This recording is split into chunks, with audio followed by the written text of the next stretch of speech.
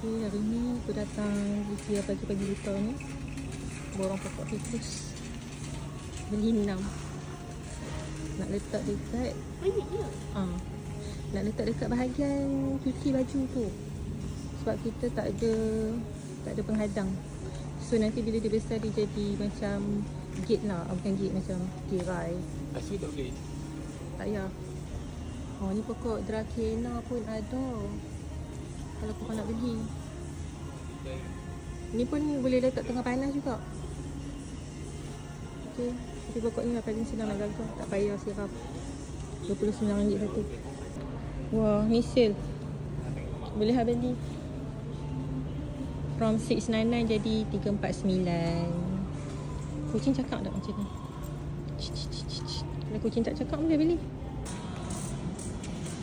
Orang pun tak ada lagi. Ni dia datang awal-awal lah. Kalau datang lambat sikit dah pening kan. Hari Ahad. Jom lah.